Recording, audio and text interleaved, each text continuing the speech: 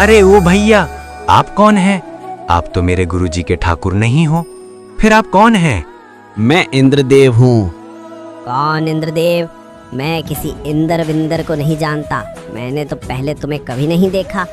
मेरा नाम इंद्रदेव है, मैं पानी की बारिश करता हूँ। अच्छा, चलो ठीक है।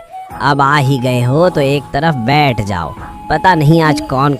पिछले भाग में आप लोगों ने देखा कि अय्या ब्राह्मण के कारण गुरुजी को समस्त देवगणों के दर्शन हो जाते हैं, जिस कारण गुरुजी अय्या को बहुत स्नेह करने लगते हैं। एक दिन गुरुजी 10 वर्षों की तपस्या करने के लिए हिमालय पर्वत पर जाने लगते हैं और वह अड़ैया से कहते हैं, अड़ैया, मैं तपस्या करने हिमालय जा रहा हूँ। आज से तुम आश्रम का ध्यान रखना।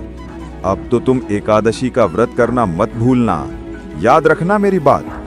और हाँ, ठाकुर जी को भोग लगाना मत भूलना अड़ैया।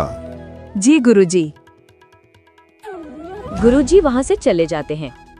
कुछ दिन बाद एकादशी आ जाती है और अड़ैया मन ही मन सोचता है, इस बार चलो एकादशी का व्रत कर ही लेते हैं अड़ैया। दूसरा मन कहता है, अरे अड़ैया, तू 2.5 किलो की बाटी खाने वाला पेटू है क्या? एकादशी का व्रत कर पाएगा? अगर व्रत टूटा तो महापाप होगा ना अड़ैया। ना तूने गुरुजी से पहले ही बोल दिया था कि तू उपवास नहीं कर सकता, फिर तुम क्यों चिंता करता है? अरे ये तो मैं भूल ही गया था।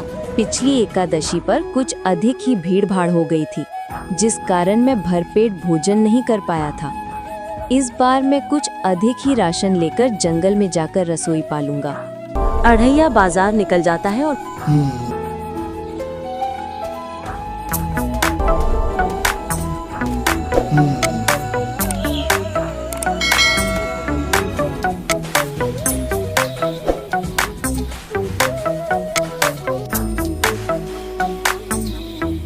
राम राम दुकानदार भैया।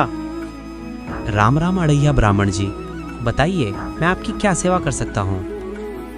दुकानदार भैया, मुझे कुछ सामान चाहिए था राशन का। बताइए ब्राह्मण जी, क्या क्या दे दूँ? अड़ैया बाजार निकल जाता है और वो एक दुकान पर जाकर दुकानदार से कहता है, अरे भैया दुकानदार, मुझे 20 किलो आटा, 10 किलो चावल, 5 किलो घी और 5 किलो दाल, सारा सामान बांध दो। अरे अड़ैया, आश्रम में भंडारा है क्या? तुम इतना सारा सामान ले जा रहे हो? तुम्हें इन सब बातों से क्या लेना देना? तुम्हारा काम है सामग्री देना, तो सामग्री दो ना। अरे अड़ैया, नाराज क्यों होता है? मैंने तो ऐसे ही पूछ लिया। ये लो अपना सामान और मेरे पैसे दो। ठीक है दुकानदार भैया, ये लो अपने पैसे। अड़ैया सारा सामान लेकर रास्ते में मन ही मन सोचता हुआ प्रसन्न होता है कि कई दिनों बाद भरपेट खाने को भोजन मिलेगा। लेकिन अचानक उसे याद आता है कि अरे, रसोई बनाने के बाद तो ठाकुर जी को भोग लगाना होता है और ठाकुर जी न जाने किस किस को बुला लेता है और मैं भूखा ही रह जाता हूँ। अरे गुरुदेव के ठाकुर का क्या करे? ऐसा करते हैं कि इस बार रसोई पकाने के बाद मैं ठाकुर को खाने पर ही नहीं बुलाऊंगा। न रहेगा बांस, न बजेगी बांसुरी। ये सोचकर अड़ैया रसोई बनाने लगता है।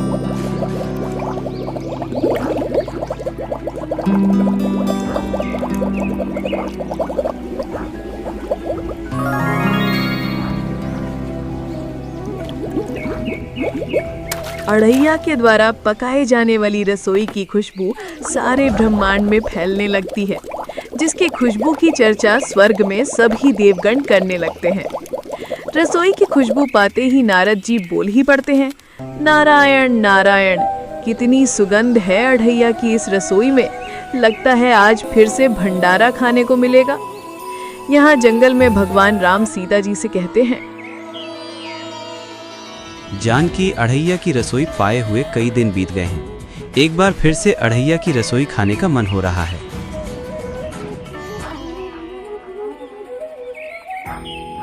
हाँ, स्वामी अड़ैया इस बार फिर से रसोई बना रहा है। जानकी, अड़ैया इस बार खाने पर वह मुझे बुलाने वाला नहीं है। वह सोचता है कि हम लोगों के कारण वह हर बार भूखा रह जाता है। स्वामी अड़ैया आपका सबसे प्रिय भक्त है। उसकी कोई भी बात जब आपको बुरी नहीं लगती तो आपको खाना खाने से भला वो कैसे रोक सकता है? हाँ, सही कहती हो सीते। उसके द्वारा पकाई रसोई इतनी स्वादिष्ट होती है, मैं तो क्या, ब्रह्मांड के देवगण भी अपने आप को अड़ैया की रसोई खाने से नहीं रोक पाएंगे। स्वामी, इस बार अढ़ैया ने काफी अधिक मात्रा में खाना बनाया है। हाँ, देवी अढ़ैया इस बात से अनजान है कि इस बार तो और भी अधिक देवगणों की संख्या बढ़ने वाली है। तो स्वामी, इस बार कौन कौन भंडारे में आने वाला है? देखती जाओ देवी। आज तो मैं भरपेट खाने वाला हूँ। आज अगर ठाकुर 10-20 आदमी लेकर भी आएगा तब भी मेरे पास काफी राशन है। चलो, मेरा खाना तैयार हो गया है, जल्दी से थाली लगा लेता हूँ। अरे यार, क्या करूँ? ठाकुर को बुलाऊं या नहीं? अगर नहीं बुलाया तो गुरुजी नाराज होंगे।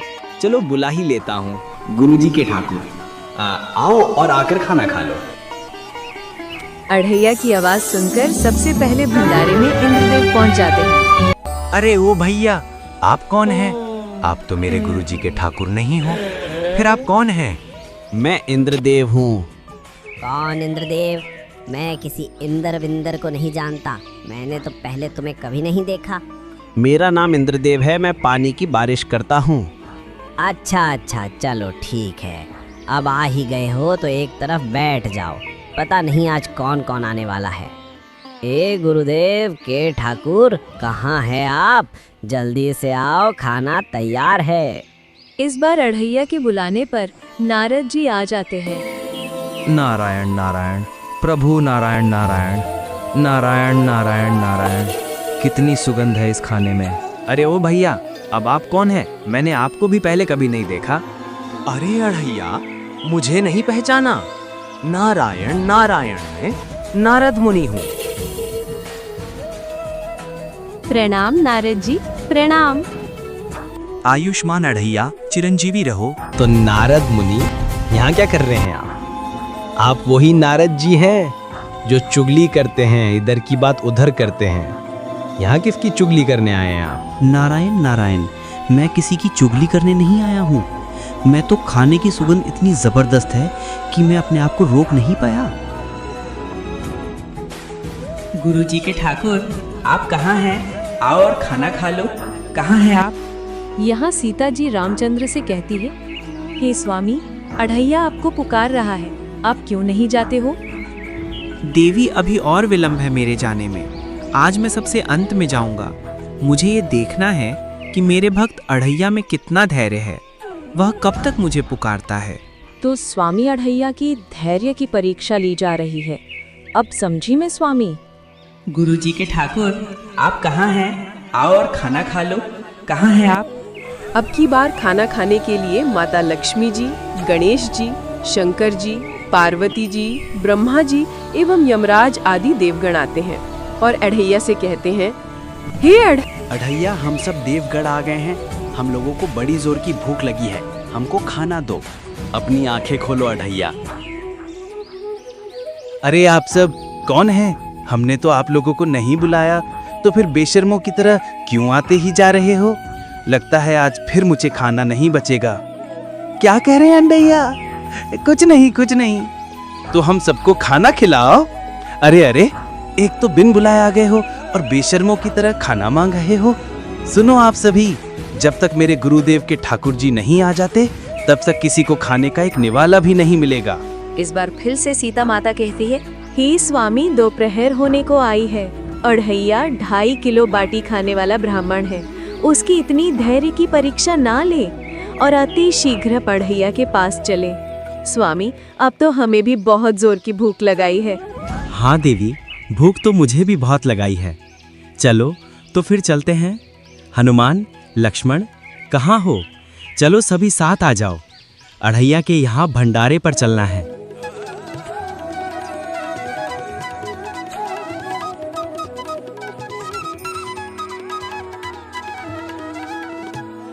हे गुरुदेव के ठाकुर, कहाँ हैं आप?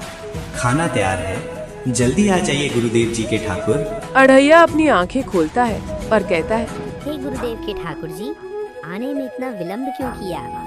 आने में इस बार अधिक दूरी पर था, इसलिए आने में वक्त लग गया। चलिए ठाकुर जी, भोग लगा लीजिए।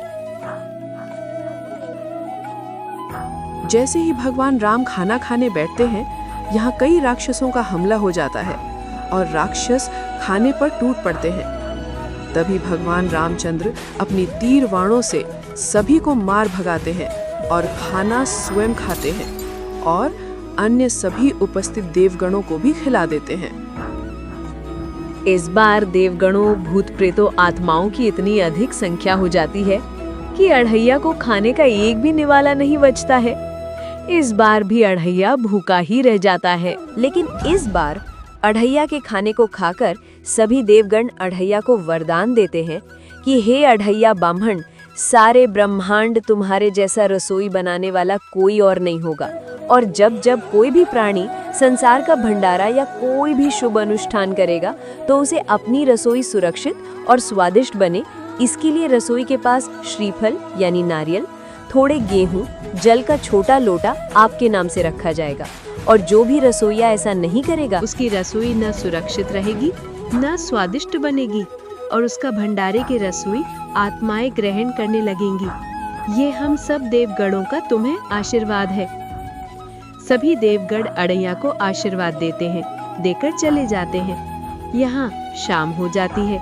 अढ़ैया अपने आप से कहता है, इससे अच्छा होता कि मैं एकादशी का व्रत ही कर लेता। इस प्रकार अढ़ैया का एकादशी का व्रत भी पूरा हो जाता है। अगर आपको यह कहानी पसंद आई हो और इस भोले ब्राह्मण की सच्ची भक्ति ने आपका मन छू लिया हो, तो कृपया इस वीडियो को लाइक जरूर करें। अपने दोस्तों और परिवार के साथ इस वीडियो को शेयर करें ताकि भक्ति और अच्छाई का यह संदेश हर किसी तक पहुंच सके। ऐसी ही धार्मिक, प्रेरणादायक और भावनात्मक कहानियां देखने के लिए हमारे चैनल को सब्सक्राइब करना न भूलें। आपका प्यार और सहयोग ही हमें और अच्छी कहानियां लाने की प्रेरणा देता है। धन्यवाद। जय श्री राम।